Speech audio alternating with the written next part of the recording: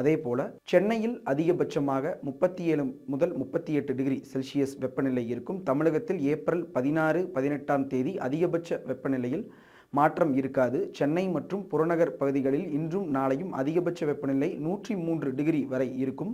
ஆந்திர பிரதேச கடலோர பகுதிகளில் வளிமண்டல கீழடுக்கு சுழற்சி நிலவுகிறது. இதன் காரணமாக இன்று முதல் வருகிற 19ஆம் தேதி வரை தமிழகத்தில் ஓரிரு இடங்களில் புதுவை மற்றும் காரைக்கால் பகுதிகளிலும் இடி மின்னலுடன் கூடிய மிதமான மழைக்கு வாய்ப்புள்ளது என்றும் தெரிவிக்கப்பட்டிருக்கிறது. சென்னை மற்றும் புறநகர் பகுதிகளில் இன்று வானம் ஓரளவு மேகமூட்டத்துடன் காணப்படும். அதே நேரத்தில் சில இடங்களில் வெப்பநிலை அதிகமாக இருக்கும் என்றும், தமிழகத்தில் ஒரு சில பகுதிகளில் இன்றும் நாளையும் அதிகபட்ச வெப்பநிலையும் அதிக ஈரப்பதமும் காற்றில் இருக்கும் என்றும், இதனால் மக்களுக்கு அசௌகரியம் ஏற்படலாம் என்றும் தெரிவிக்கப்பட்டிருக்கிறது. தமிழகத்தில் நேற்று திருத்தணியில் அதிகபட்சமாக 101.4 டிகிரி ஃபாரன்ஹீட் வெப்பமும், மதுரையில் 101 டிகிரியும், ஈரோடில் 100 டிகிரி ஃபாரன்ஹீட் வெப்பமும் பதிவாகியிருக்கிறது. தமிழகத்தில் நேற்று அதிகபட்சமாக வேலூர், சிவகங்கை மாவட்டம், திருப்புவனம், மதுரை மாவட்டம், மேலூர், கன்னியாகுமரி மாவட்டம், முள்ளங்கிலா விளை, கிருஷ்ணகிரி மாவட்டம் கெலவரப்பள்ளி அணை ஆகிய இடங்களில் 3 சென்டிமீட்டர் மழையும் பதிவாகியிருக்கிறது.